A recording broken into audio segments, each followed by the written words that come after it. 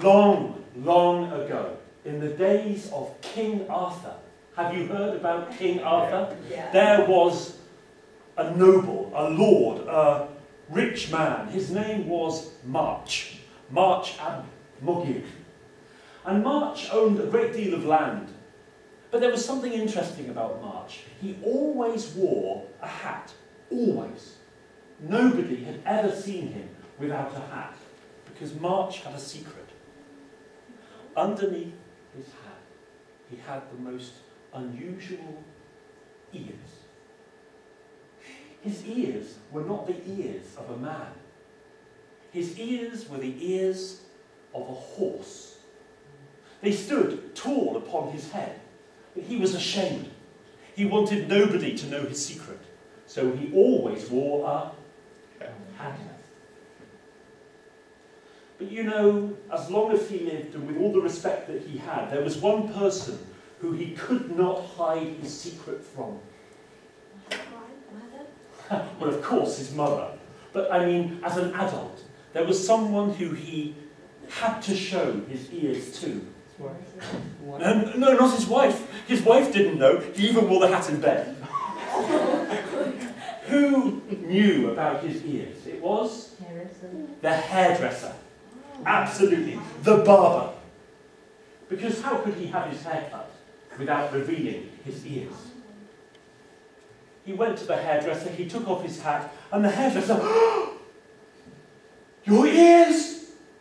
"Yes," said March, "my ears, but you will tell nobody.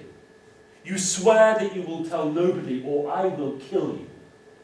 "Well," said the hairdresser, "I will tell none." And he cut March's hair, and March put on the hat, and left the shop. But the barber, well, you know what barbers are like. They're not quiet people, are they? Why are they barbers? They're barbers because they like talking to people. Does your barber like talking to you? Yes. Of course. Yeah. He was chatting and gossiping and telling stories, and everybody who came into the shop, he wanted to tell them about March, but he stopped himself. Don't dare. He had to keep the secret. But you know, keeping that secret made him unhappy.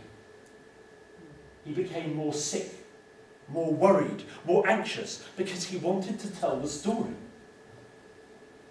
In the end, he went to the doctor.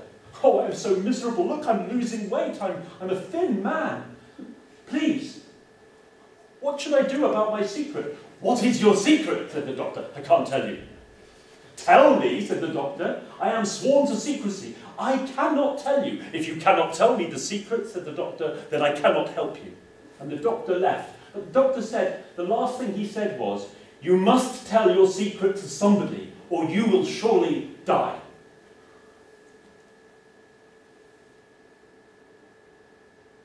The barber didn't know what to do. He ran out of the doctor's house. He ran out into the countryside. "I must tell somebody. I must tell somebody. I will tell the secret. I will tell the secret to the earth." And there by the river, he got down on his hands and knees and he whispered, "March has horse's ears. March has horse's ears. March has long and pointed ears. March has long and pointed horse's ears." Well, he felt a little bit better. And he went back to the town, and he went through the streets, and he went back to his shop, and he continued to work. Well, some time passed, and March was holding a festival, a party. People from all over the land were going to visit, even King Arthur himself. King Arthur came with his wife Guinevere and all his courtiers and his fine robes, and he swept into the town to the festival to be celebrated with March. And there he stood. Now also, because of this festival, a piper was invited. And this piper had travelled across the land. He was the most famous musician in all of Wales. But his pipe, he had played so much with his merry tunes, that his pipe was growing old. And as he walked into that town, he came over a bridge over the river. And there, next to the river, he saw some reeds growing tall. Fine reeds. So he cut one of those reeds. And he cut that reed and fashioned that reed into a new pipe. And now he took that pipe to March's castle, and there he was greeted, and there was King Arthur. And he put that pipe to his lips, and he began to play.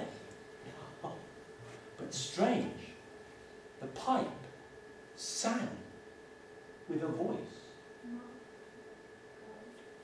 And this is the song that the pipe sang. March has pointed ears, March has pointed ears, March has long and pointed ears, pointed ears. March has long and pointed ears. And it sang again. Help me. March has pointed ears, March has pointed ears, March has long and pointed ears, pointed ears.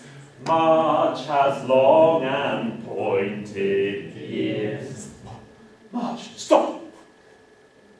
Stop! King Arthur stood there, proud in his robes.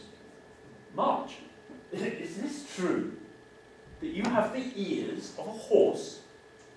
Why no, said March, not at all. His hat was on his head. Take off your hat, said the king. Come in, come in. Well, March hesitated, but could he refuse the king? No. He took hold of his hat, and in great shame and looking down, he took the hat from his head. And there were the most beautiful, long, shining, brown, hairy horse's ears. Why? Why? Said King Arthur. What extraordinary ears! March, you have the most beautiful ears that I have ever seen in my life.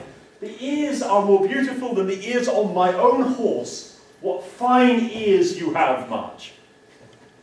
Fine ears, said March. And having heard the king, everybody else started to admire March's beautiful, long, sleek ears. Play again, said the king. And the piper put the pipe to his lips, and again it sang, even louder than before, because everybody sang. Are you ready? March has pointed ears, March has pointed ears, March has long and pointed ears, pointed ears. March has long and pointed ears. And from that day on, March was never ashamed about his difference. March was proud that he was unique, for surely there was no one anywhere with ears quite like